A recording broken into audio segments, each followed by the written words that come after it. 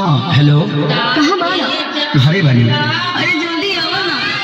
अरे इतना जल्दी कब आ? हमरा ये सब कुछ नहीं सुने के, जल्दी आओ ना। अरे तो इतना घबराई काहे बाड़ू? हमरा जिंदगी और मौत के सवाल बा, ठीक जल्दी आ जाना। ठीक बा आओ।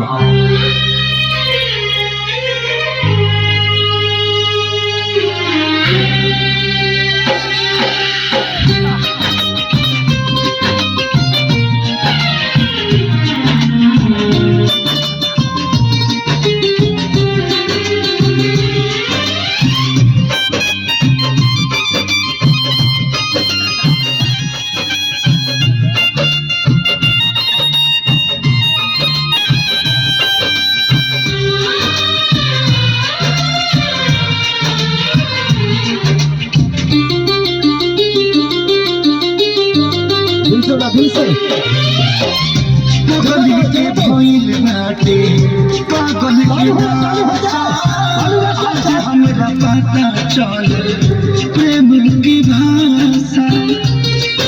काफी कलाकार साबुन से करते हैं लोग।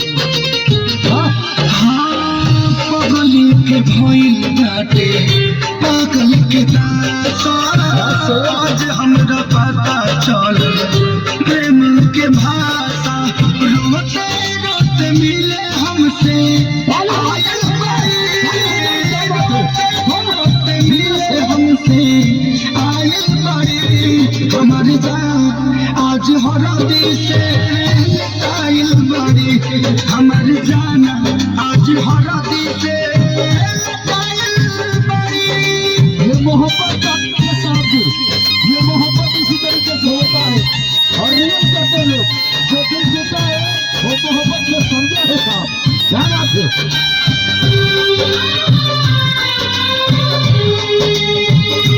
दिनेश भैया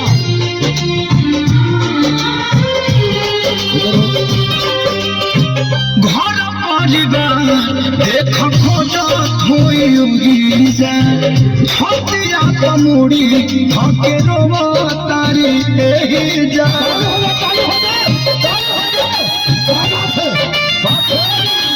हथवा के मेहदी मिटावेली तो हमरे के समझावेली अखिया बाल राइल पादा लाइल बड़ी अखिया बाल राइल पादा लाइल बड़ी हमर जान आज हरद से लटाइल बड़ी हमर जान आज हरद से लटाइल बड़ी।